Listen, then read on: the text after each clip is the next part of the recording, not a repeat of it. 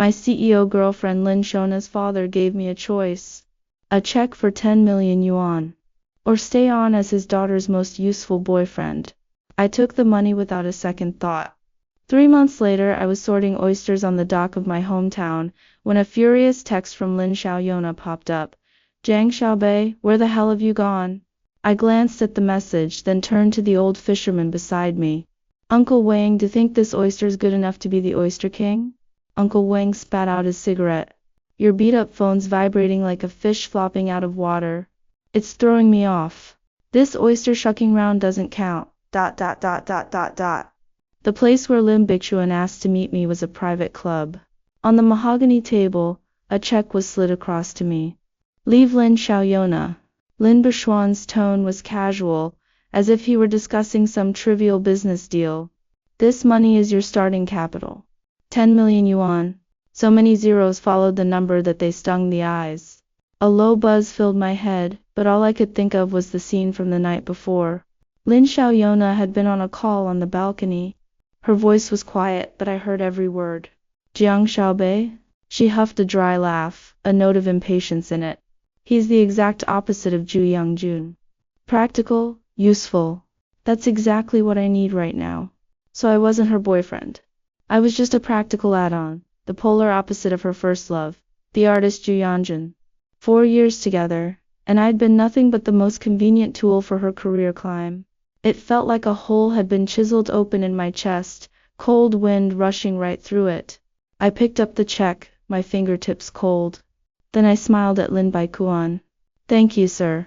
A look of satisfaction crossed Lin Baiquan's face. He thought I knew my place, I added, slow and deliberate. Wish Director Lin and Mr. Ji you a long and happy life together. His expression froze instantly. I didn't look at him again. I turned and walked out. By the door I pulled out my phone, found Lin Xiaoyana's number and blocked it. Blocked her on WeChat. Deleted every last way she could reach me. 4 years, 10 million yuan. All in all, the hourly rate wasn't bad at all. I walked out of that suffocating building. The Shanghai sun was bright and harsh. I hailed a car and headed straight for the airport. 3 hours later I was standing on the seaside dock back in my hometown. The salty sea breeze washed over me, blowing away the last of the cold, sterile air from Shanghai's office towers. I was free. The next day I used the money to lease the best stretch of ocean near the village. I bought the highest quality oyster seeds in the whole province. Everyone in the village said I was crazy, a top university graduate, not working a white-collar job in the big city, coming back here to farm oysters. I didn't explain. I was going to build my own oyster empire right here. 3 months passed. My oysters were thriving. The first batch was ready for market. My oyster empire grill stall had even become a viral internet check-in spot. Tonight I was having an oyster shucking contest with Uncle Wang, the old village fisherman. My phone was buzzing non-stop in my pocket. I pulled it out and glanced at it. It was Lin Xiaoyona. Dozens of texts, dozens of missed calls. Jiang Xiaobei, where the hell are you? Pick up the phone. Do you want to be blacklisted from the entire industry? I just silenced it. Uncle Wang frowned beside me. Can you focus? That thing's going off like it's having a seizure. I tossed the phone into a basket beside me and picked up a plump, juicy oyster. One last round, Uncle Wang. Loser buys beer for everyone. Bring it on. Like I'm scared of you. I brought the knife down clean. The shell popped right open, briny juice spilling out. All the humiliation of the past was blown away by the sea wind. Right now, all I wanted was to be a happy oyster farmer. The most useful thing I'd learned in 4 years by Lin Xiaoyona's side was process management. I'd put together a full set of standard operating procedures for the village's oyster farming. From seed selection to water quality monitoring to harvesting out at sea, every step was data-driven and standardized. Uncle Wang and the others thought I was just messing around at first. Farmed fish for decades. Never needed all that nonsense. A month later, when they saw how much bigger and higher the survival rate of my oysters was compared to everyone else's, they came around. Now Uncle Wang and the others all called me Brother Bai. My seaside grill stall was booming. The secret garlic sauce was one reason. The gimmick of top university grad comes home to sell oysters was another. I stood in front of the stall in board shorts and flip-flops, directing tourists to line up. This felt 10,000 times better than waiting on an ice-cold CEO. Sometimes I'd think about the old days. Lin Xiaoyona had terrible migraines.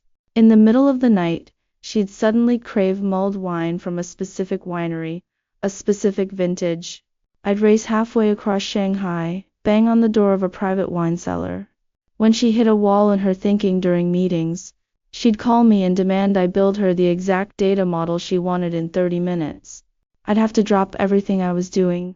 I was her all-around assistant, and a boyfriend she could summon and dismiss whenever she pleased. Now, I closed up whenever I wanted. I wore whatever I wanted. No one talked to me like they were giving orders anymore. One night, Xiao Li, a former coworker, called me out of the blue. His voice was low and secretive on the other end. "Brother Bai, where'd you go? We need you back here, man." "What's wrong?" "Director Lin's been on a total warpath lately. Everyone's walking on eggshells. Today a major project proposal got rejected by the client because no one could build the core data model. Cost us a fortune." He paused, his voice wobbly like he was about to cry. "Brother Bai, you gotta come back. Without you, Director Lin's just a figurehead who barks orders and nothing else." I listened and I felt nothing. I almost laughed, actually. Take away the best plugin and of course the machine stops working. I hung up and looked at the oysters sizzling on the grill. They were cuter than any data model. I lifted a glass of ice-cold Tsingtao beer, held it up to the dark sea and drained it in one go. To this damn glorious freedom. My happy life was just getting started. Lin Xiaoyuna's chaos had nothing to do with me. The phone rang again. An unknown number. I hung up without a second thought. Soon after, a text came through. "Jiang Xiaobei, I know where you are. You think you can hide from me?" Same old arrogant tone. I tossed the phone in a drawer and didn't bother looking at it again. The next day, I drove my beat-up pickup truck into town to make deliveries. On the way back, the entrance to the village was blocked. Every dog in the village was barking like crazy. I saw a glossy black Maybach. It was parked on the muddy village road, like an expensive work of art that had fallen into a pigsty. The door opened and a long, slender leg stepped out. On her feet were silver stiletto heels, sharp enough to stab someone. Lin Xiaoyona got out of the car in a perfectly tailored designer suit. She was wearing sunglasses, her brow furrowed, staring down at the concrete ground with obvious disgust. The villagers stood off in the distance, pointing and whispering about her in the fancy car. She clearly wasn't used to being the center of attention like this. Her eyes scanned the crowd, then locked right onto me. She picked her way over to my grill stall in those heels, stumbling a little with every step. Her heels sank into the mud, and when she pulled it out, it came up caked in dirt. Her expression grew even darker. She stopped in front of me, took off her sunglasses, and spoke in that same commanding tone. "Jiang Xiaobei, come back with me." I was busy grilling oysters for customers. I didn't even look up. I nodded at the wooden sign I'd put up beside me. "Line up to order, CEO." She froze. She probably never expected me to talk to her like that. She went white with rage and reached out to grab my arm. "Jiang Xiaobei, don't push your luck." Just as her hand was about to reach me, she slipped on the wet ground and stumbled. I reached out on instinct to steady her. Her body was soft and she smelled like that familiar perfume. I let go immediately, stepped back, and wiped my hand on my apron out of habit. "Careful, Director Lin," my tone was flat. "The ground around here isn't as smooth as the carpet in your office." The tourists and villagers around us were watching, murmuring to each other. Her face went from white to red to green, a whole spectrum of emotion. 4 years, and this was the first time I'd ever seen her look so flustered. A twisted sense of satisfaction rose in my chest. She took a deep breath, and pulled herself back into her CEO composure. "Name your price." She was falling back on the one thing she knew best to solve problems. "How much money do you want to come back with me?" I laughed. I reached into the foam cooler full of ice beside me and picked up the palm-sized oyster I'd set aside just for this. It was the biggest, plumpest one in my whole batch. I held it up and waved it in front of Lin Xiaoyona. "Not for sale." I looked her dead in the eye and said, slow and clear, my oyster king is priceless. Her chest rose and fell sharply. She was furious, that much was obvious. She glared at me for a few more seconds, then spun around sharply and practically ran back to her Maybach in those heels. The car roared off in a huff, tires leaving black skid marks on the ground and kicking up a cloud of dust as it sped away, looking thoroughly humiliated. Round 1. Call. I was in a great mood. I called out to the people in line. I'm feeling good today. All oysters, buy one get one free. The crowd cheered. Only Uncle Wang leaned over and asked quietly, Shall buy? That pretty girl, she your city girlfriend? I tossed the oyster king back into the ice. Ex-girlfriend, so it's over, huh? Yeah. Thought I was too poor. Ran off with some rich guy. I made it up on the spot. Uncle Wang slapped his thigh in anger. Damn it, what a woman, no taste at all. Don't you worry, Zhao Bai. Plenty of nice girls in the village. I'll set you up. I smiled and shook my head, going back to grilling my oysters. I thought after that embarrassment, Lin Xiaoyona would give up and leave. I'd underestimated how stubborn she was. The next day she came back. This time, she didn't come alone. She brought her whole team of elite assistants with her. A whole group of them in sharp suits carrying laptops showed up right in front of my grill stall. It looked like a bunch of Wall Street executives who'd wandered onto the set of a rural romance drama. Lin Xiaoyona had changed into slightly more understated black trousers and a white shirt, but she still had on high heels. She slammed a beautifully bound acquisition proposal down on my table. Zhang Xiaobei, I've looked at your business model. It has a lot of potential. She'd regained the calm, commanding presence she had at the negotiating table. I've decided to buy your grill stall brand and recipe for 5 million yuan. And my company will invest in the entire village's oyster farming industry to set up a new seafood company. She paused, then laid out her terms. On one condition. You have to come back with me and keep working as my special assistant. I picked up the proposal, didn't even bother flipping through it, and handed it straight to Uncle Wang, who was smoking beside me. Uncle Wang took it confused and squinted at it for a long time. What is this stuff? All English and charts. Can't make heads or tails of it. He blew out a ring of smoke and pointed to a line of text. What's this? Controlling ... my fishing boat. This girl wants to buy my boat? Lin Xiaoyona's assistant stepped forward at once to explain. Sir, we're not buying your boat. This is industrial upgrading. Once we take a controlling stake, you and the other villagers will get dividends. Your income will be much higher than it is now. Uncle Wang tossed the proposal back on the table and laughed. Director Lin, right? When we go out to sea with Brother Bai, we're brothers. You give us money, will that keep the storms away? Will it make the Dragon King send us more fish? Lin Xiaoyona's elite team was left speechless by a group of old fishermen. When the acquisition fell through, she started poaching people. She pulled Uncle Wang and the other key veteran fishermen aside and made them a straight offer. Triple your pay. Come work for my people. Uncle Wang took a drag of his cigarette and gave her a sidelong glance. Look, miss. Brother Bai taught us scientific farming, helps us make money, and promised to build a library for the village kids someday. What else can you give us besides money? Lin Xiaoyona's face turned thunderous. She refused to back down. By afternoon, a smart grill stall had been set up across from mine in record time. Brand new equipment, matching uniforms, it looked extremely professional. It was Lin Xiaoyona's stall. She was going to beat me her way. But when she used a high-pressure hose to clean the oysters, half the meat got washed right out of the shells. She used a fully automatic electric grill, but didn't account for the village's voltage. Less than 10 minutes in, the whole area blew a fuse. When it got dark, there was a long line at my stall, the air thick with delicious smells. Hers was completely empty. Just her and her assistants covered in grime standing in front of a pile of cold, useless equipment.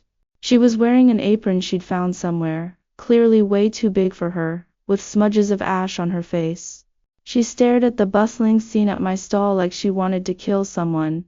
Whatever tiny shred of sympathy I'd had left was completely replaced by petty satisfaction. I picked up a plate of freshly baked, steaming cheese oysters and walked over to her. Care to try one, Director Lin? I held the plate out to her. She stared daggers at me, then slapped the plate right out of my hand. Get lost.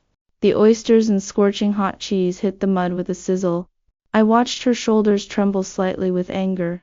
Something twinged in my chest, sudden and sharp. Stupid muscle memory, left over from 4 years together. I wiped the smile off my face and turned to walk away.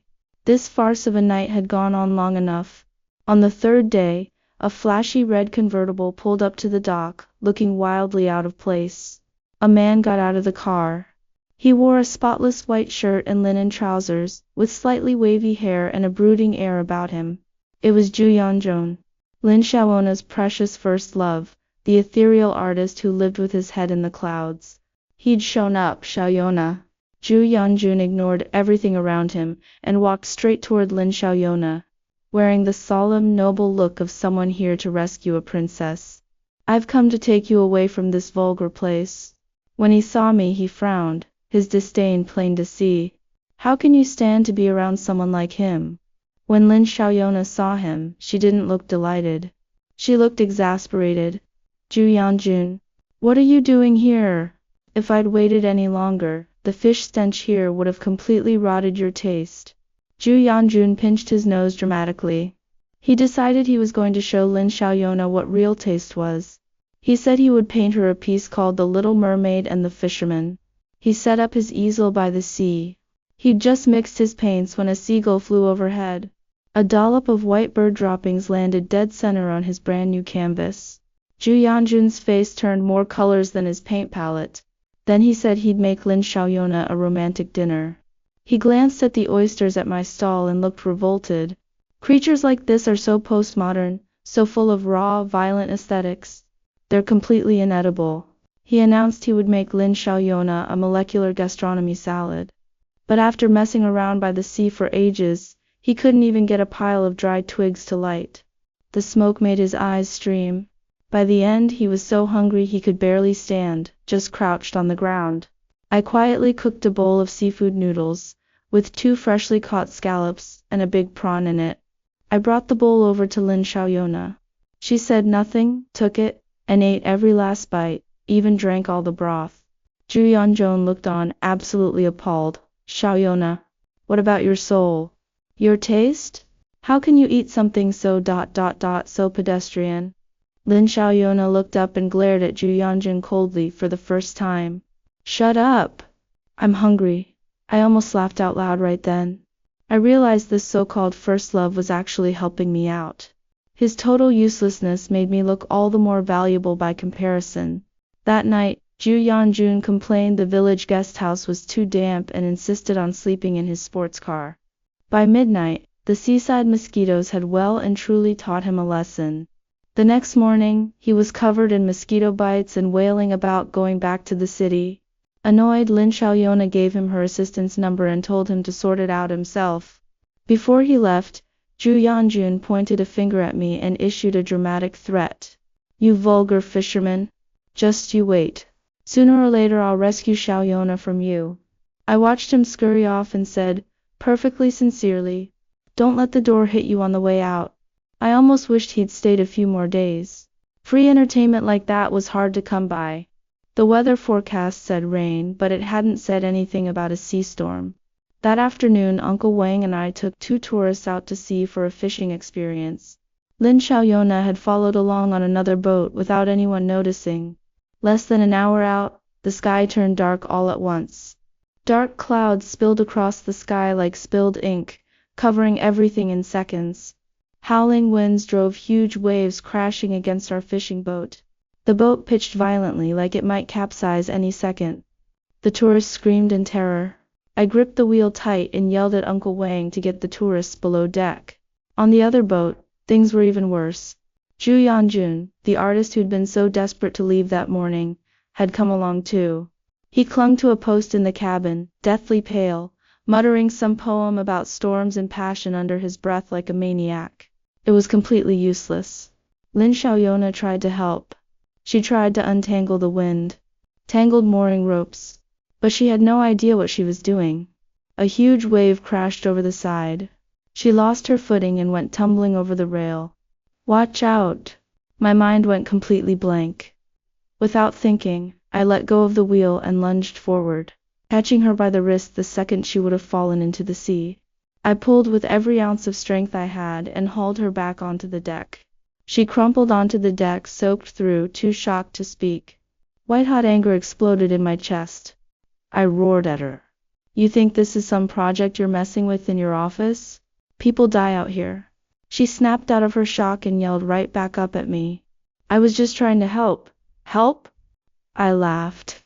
The sound was colder, more hopeless than the howling wind. Right. You're really good at getting people to help you, aren't you? 4 years of pent-up hurt and anger all came boiling over at once. I was just your most useful tool. The perfect opposite of that artist Ju Yeonjun. I was practical, I was useful, I fixed all your problems. And when you were done with me, when you got bored, your dad paid me 10 million to get lost. My shout cut right through the howling wind and waves. The cabin went dead silent. Uncle Wang and the tourists stared, stunned. Ju Yeonjun stopped reciting poetry and gaped at us, mouth agape.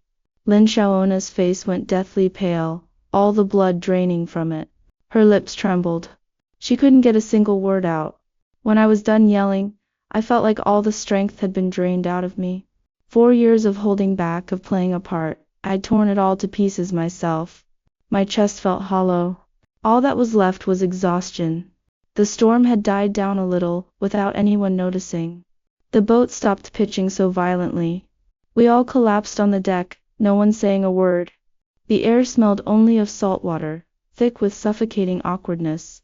That storm hadn't just churned up the sea. It had torn away the last shred of civility between us.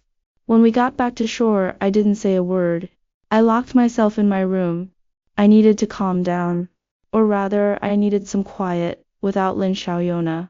Footsteps sounded outside the door, then a knock. Jiang Xiaobei. It was Lin Xiaona's voice, quiet, with a faint tremor in it. We need to talk. I didn't answer. What I said on the boat. It's not what you think, she tried to explain. I just put on my headphones and turned the music up as loud as it would go. The screaming of heavy metal drowned everything out. I could tell she stood outside the door for a long time. Eventually the footsteps faded away. The next day I opened the door. No one was there. The flashy red sports car was gone. Ju Yeonjun had finally had enough of the hard life in the fishing village and run off on his own. But the black Maybach was still parked at the entrance to the village. Lin Xiaoyona hadn't left. For the next few days we didn't speak. It was a cold war. I ran my stall as usual, went fishing, made deliveries. She never came back to my grill stall, and she never mentioned coming back with me again. She traded her heels for sneakers and casual clothes, and started wandering around the village. She was no longer the untouchable director Lin. She chatted with my mom, listening to her tell stories about all the embarrassing things I did as a kid.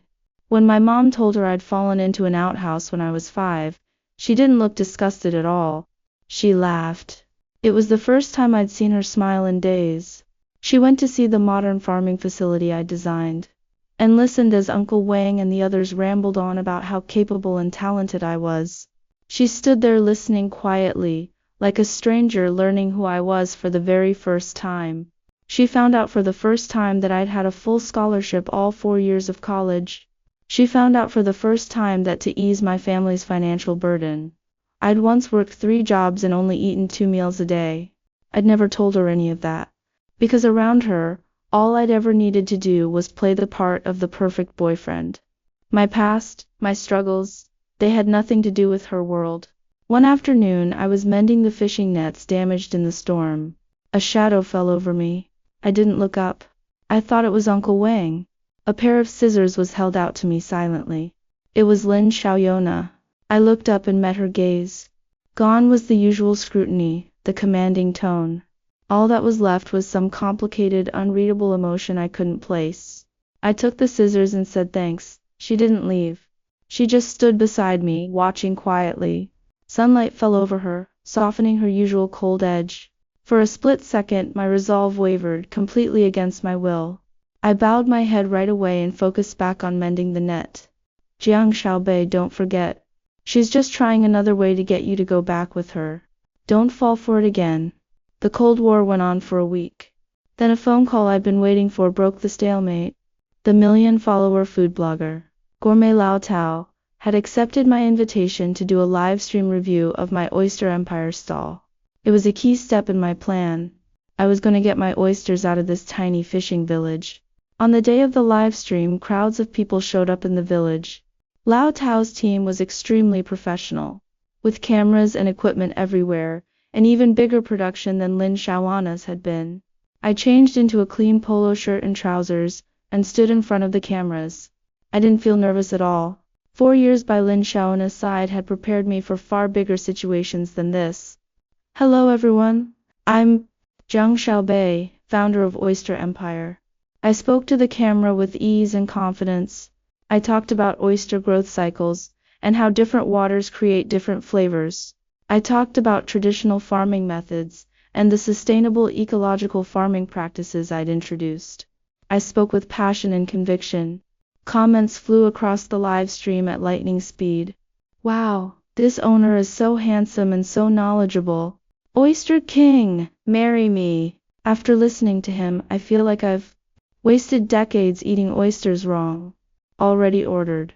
Support. The highly educated hunk coming home to start a business. The term Oyster King quickly shot to the top of the trending lists. I spotted Lin Xiaoana at the edge of the crowd. She stood there quietly, watching me shine in front of the cameras, a dazed look in her eyes. To her, I'd probably always just been Assistant Zhang, the guy who followed behind her, ready to do her bidding. She probably never imagined that without her I wouldn't fall apart, I'd thrive. At the end of the stream, Lao Tao asked the question everyone was wondering. Boss Jiang, your business is so successful now.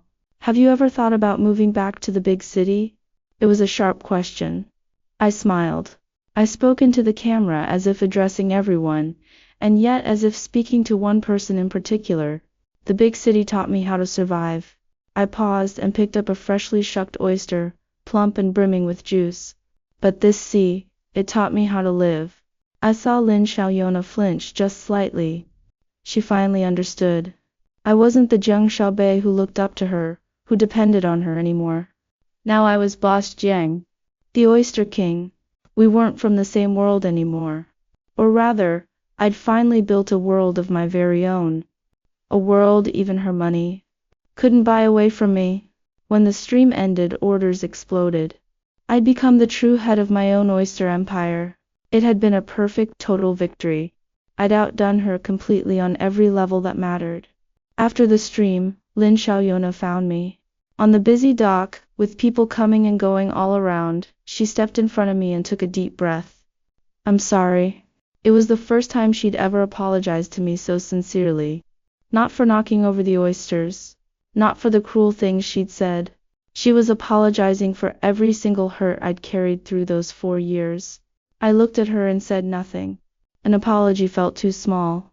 The next day I thought she'd leave. But she didn't. She did something that shocked me, and the entire village. She showed up in waterproof overalls borrowed from Uncle Wang's wife, a straw hat on her head and a small bucket in her hand, ready to go dig clams on the tidal flats with the other village women. The outfit, paired with her usual cool, elegant face, was absurdly out of place. The result was exactly what you'd expect. She couldn't tell clams from rocks. After digging for ages, her bucket was full of weirdly shaped stones. Then she stepped right into the mud and got stuck, unable to pull her foot out no matter how hard she tried. A few of the village aunties laughed so hard they could barely stand. I stood off in the distance watching her flounder. I wanted to laugh, but I also felt a twinge of something sad. In the end, I couldn't help myself. I walked over. I squatted down in front of her and pulled her leg out of the mud like I was yanking up a radish. Mud was splattered all over her face and clothes. Thanks. She kept her head down, her voice barely a whisper. That wasn't the end of it. She started helping my mom pick vegetables. But she mistook a bundle of chives for scallions and chopped them all up. Chives we'd been going to use for dumplings. My mom stared at the pile of chopped greens, not sure whether to laugh or cry. Then she came to my grill stall and tried to learn how to shuck oysters. She strained and strained, but the oyster wouldn't open. The knife slipped and sliced a long gash into her hand. Blood welled up at once. Her eyes reddened with pain. She pressed her lips tight together and didn't make a sound. I couldn't watch any more. I snatched the tool right out of her hand. What on earth are you trying to do? I took her hand. The cut was deep, down to the bone, and my chest tightened. I pulled her over to the tap to rinse it off, then got iodine and bandages from the first aid kit and dressed the wound. My movements were practiced and gentle. She kept her head down and let me take care of her. When the iodine stung, her shoulders flinched, but she still didn't make a sound. When I finished bandaging her and was about to let go, she spoke very quietly. Jiang Xiaobai, you used to take care of me just like this. Once I'd gotten a cut on my arm shielding her from a raging client. It had been just like this. She'd been the one tending to me then, quiet and clumsy. Something slammed hard into my chest. I almost broke. I let go of her hand all at once and stepped back. Was this awkward, eager-to-please woman really the same cold, untouchable CEO, Lin Xiaoyona? What exactly did she want from me? The answer came, unexpectedly, over a phone call. That afternoon, Lin Xiaoyona was in the yard, clumsily helping my mom hang fishing nets out to dry. Her phone rang. Her face fell when she saw the caller ID. She walked off to the corner to answer it. But the voice on the other end was so loud I could hear every word from several meters away. It was Lin Baikuan. His voice was thick with barely contained fury. Lin Xiaoyona, how much longer are you going to stay in that lousy fishing village? The company's falling apart. Stay out of my business. Lin Xiaoyona's voice was icy. How can I stay out of it? I gave him 10 million to start his own business, so he could be a proper boss and stand beside you as an equal, not so he could run back home to raise fish. Lin Baikuan roared through the phone. I froze completely. What? The 10 million? It was startup money for me? Lin Xiaoyona sounded panicked too. In her fluster, she hit speakerphone. Dad, stop talking. Why should I stop? You idiot. Look at the mess you've made of everything. Lin Baikuan's voice boomed even louder. And I told you to tell the bored old-timers Jiang Xiaobai was just a tool, a useful add-on, so they wouldn't think you'd picked another artist like Zhu Yanjun who'd just daydream and tank the stock price. But no, you didn't tell the board. You let your own boyfriend overhear it? Are you brainless? Who do you think I did that for? I did it to secure your position. To protect both of you. It hit me like a thunderclap. My whole world felt like it was crumbling. So that cruel line, practical, useful, had been for the board's benefit. And the 10 million hadn't been breakup money. It had been seed money. It had all been one huge, terrible misunderstanding. A misunderstanding orchestrated by father and daughter, in their own high-handed, well-meaning way. I looked at Lin Xiaoyona. Tears were streaming down her face. She stared back at me, hurt and helpless. I tried to explain later. Her voice was thick with tears. But I was scared if I told you, you'd think I was lying, that I was trying to control your life with money. I didn't know how to tell you.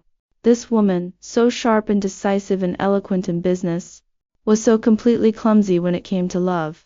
She'd tried to protect me in her own misguided way, and ended up cutting me deeper than anyone.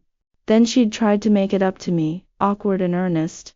I looked at her tear-streaked face and her bandaged hand.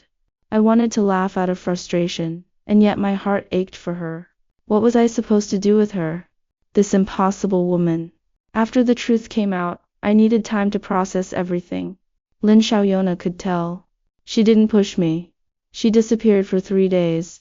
The Maybach parked at the village entrance disappeared with her.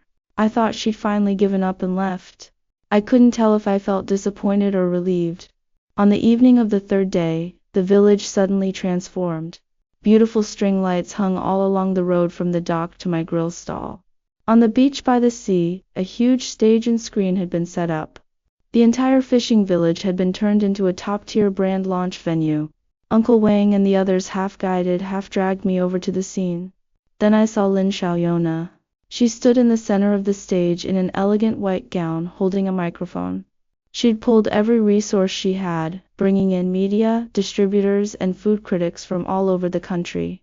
Tonight was the official brand launch for Oyster Empire. My brand. On the giant screen at the center of the stage, a video began to play. It showed me working by the sea. Clips of me driving the pickup to make deliveries.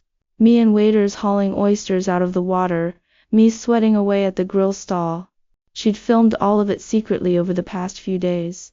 At the end of the video was that line I'd said during the live stream. This sea taught me how to live.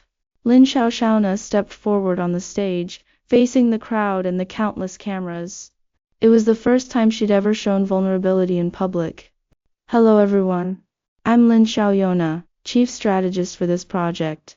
Her voice carried across the entire beach through the microphone. I'm good at building brands. I've built many successful ones. But I almost lost the most important brand founder in my life. As she spoke, her gaze cut through the crowd and landed on me. It was a burning, determined gaze, desperate in a way I'd never seen from her before. Zhang Xiaobei, she called my name. My career can't do without you. And my life, even less so. The whole crowd erupted in murmurs. She took a deep breath, like it was taking every ounce of strength she had. I don't know how to shuck oysters. I don't know how to pick vegetables.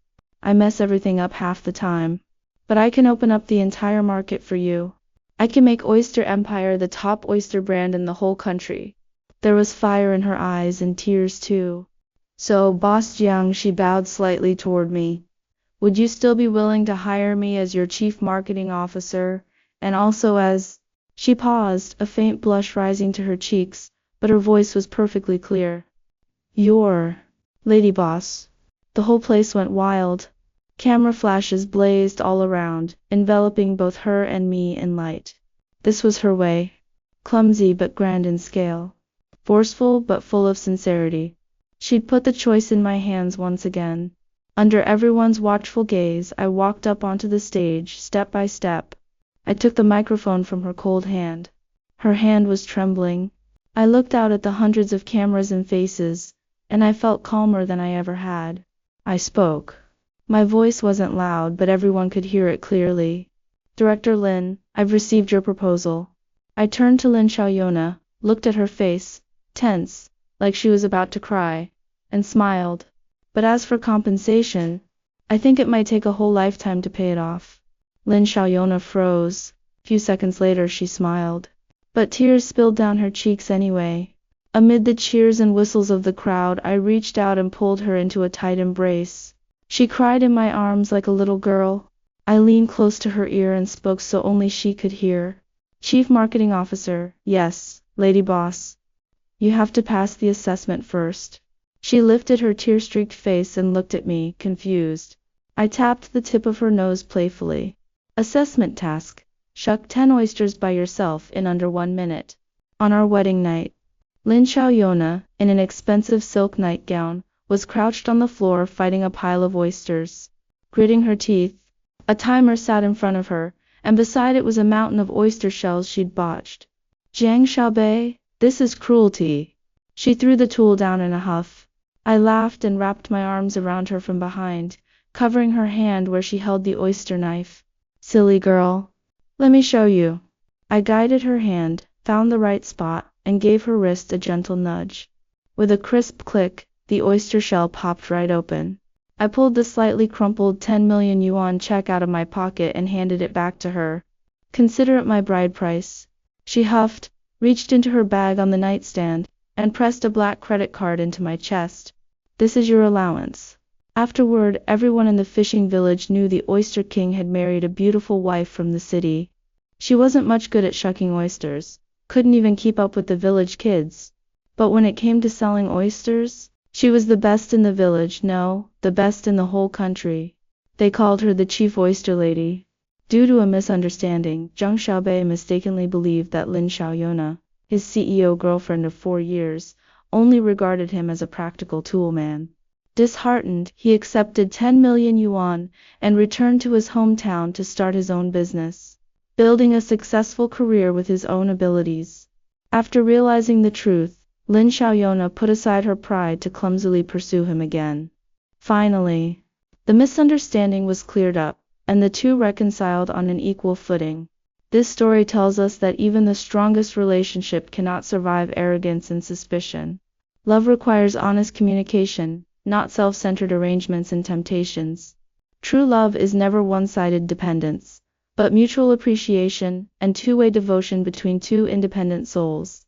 Never pin your self-worth on others. The strength you build on your own is the firmest shield against all hardships in life.